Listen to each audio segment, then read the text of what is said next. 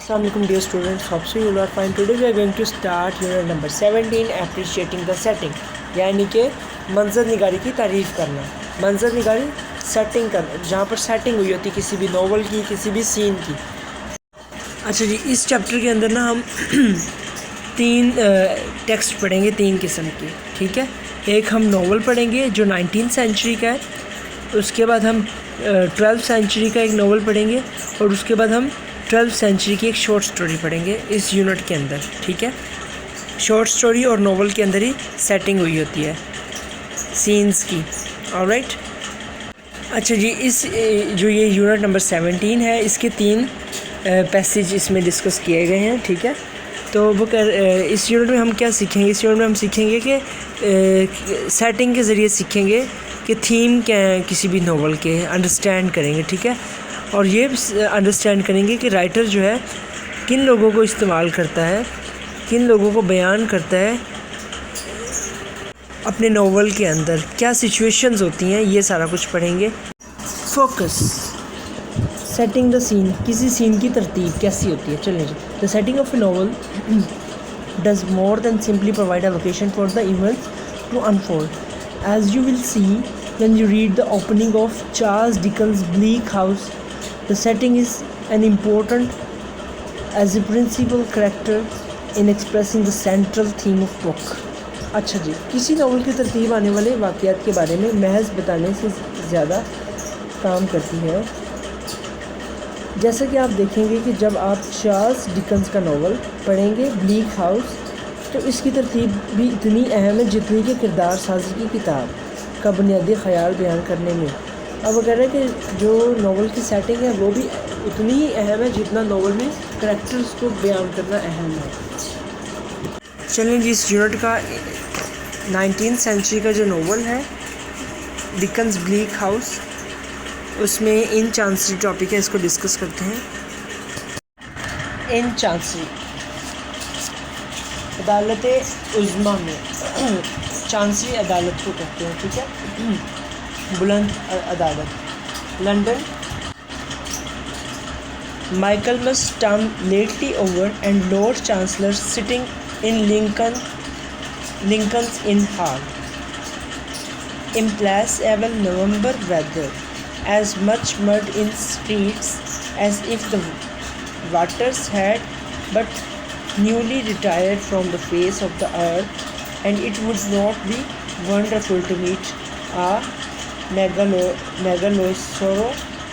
megalosaurus 40 feet long or a waddling like an elephantine lizard up Holborn Hill, smoke lowering down from chimney pots, making a soft black drizzle with flakes of snow in it as big as full-growth snowflakes gone into mourning one might imagine for the death of the sun.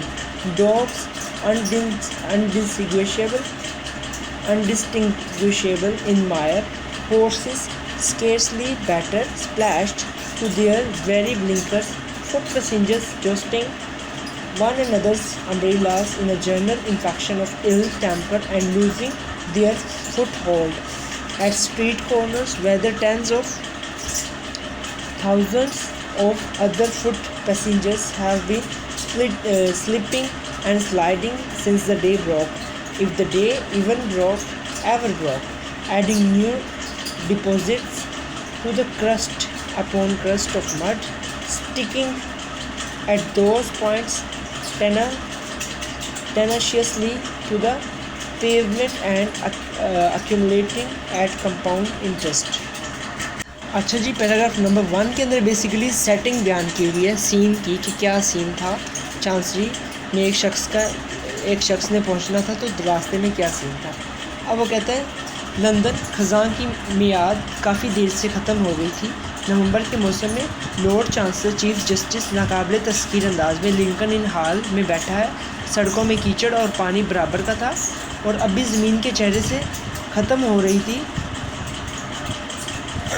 और अभी ज़मीन के चेहरे से ख़त्म हो रहा था कीचड़। और ये कोई हैरान कुन ना था कि आप एक बड़े डायनासोर से मिलते 40 फुट लंबा और एक बहुत बड़ी छिपकली की तरह वो होल बोर हिल की जानिब जा रहा था। चिमनी को मुंह से धुआं नीचे की जानिब आ रहा था और नरम सी स्याह बूंदाबांदी बताते हुए जिसमें कालक के गाले इतने ही बड़े थे जितने बड़े बर्फ़ के गाले होते हैं। वो भी अफसोस में थे। कोई भी ये चीज़ समझ सकता था कि ये सूरज के न होने की वजह से था। कीचड़ में कुत्ते बिला तफरीक बैठे थे। घोड़ों का भी हाल कुछ बेहतर था। कीचड़ उड़ उड़ के उनके चश्मे बंद तक आ रहा था। पैदल चलने वाले एक दूसरे से की छतरियों को बुरे रवैये की वबा की तरह हिला हिला कर जा रहे थे और सड़कों के नुकड़ों पर अपने कदमों की गिरफ्त खो रहे थे, जहाँ पर हज़ारों दूसरे मुसाफिर सुबह से फिसल रहे थे, खिसक रहे थे। अगर सुबह हुई होती, कीचड़ एक सतह के ऊपर और दूसरी सतह को जमाते जा रहे थे और ये कीचड़ उन पुख्ता रास्तों पर मजबूती से चिपका हुआ था और बड़ी तेज़ी से इस कीचड़ में इजाफा हो रहा था। यहाँ वेदर बताया गया भाई कि वेदर कैसा था, मतलब बारिश वाला था और उसकी वजह से क्या क्या इफेक्ट हुआ, कीचड़ सारा बताया गया, लोग किस तरह से गुजर रहे थे ये बताया और कुत्तों का हाल बताया और क्या कहते हैं लोगों के घरों की जो चिमनीज़ हैं उसके बारे में डिस्कस किया गया और ये बताया गया कि लिंकन इन हॉल के अंदर जो है चांसलर आकर बैठा हुआ लॉर्ड चांसलर जिसने फ़ैसला करना था। जिससे ये सारी सिचुएशन बताई गई है। पैराग्राफ नंबर 2 डिस्कस करते हैं। For everywhere fog up the river where it flows among green eats and meadow, fog down the river where it rolls defiled among the tires of shipping and the waterside pollution of a great and dirty city, fog on the Essex marshes, fog on the Kentish heights, fog creeping into the cabooses of collier brigs, fog lying out on the yards and hovering in the rigging of great ships, fog drooping on the gunwales of barges and small boats, fog in the eyes and throats of ancient Greenwich pensioners whizzing by firesides of their wards, fog in the stem and bowl of the afternoon pipe of the worthful skipper down in his close cabin, fog cruelly pinching the toe and fingers of his shivering little apprentice boy on deck, chance people on the bridge peeping over the parapets into a nether sky of fog, with fog all round them as if they were up in balloon and hanging in the misty clouds.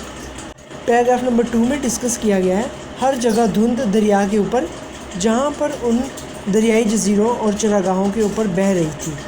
दरिया के साथ साथ भी धुंध थी और वहाँ ये बुरे तरीके से जहाज़ों के दरमियान लिपटी हुई थी और इस बड़े और गंदे शहर लंदन के पानी की गंदगी पर एसेक्स की दलदली जगहों में भी, धुंध की बुलंदियों पर भी 2 मस्तूलों वाले जहाज़ के किचन में धुंध रेंग रही थी।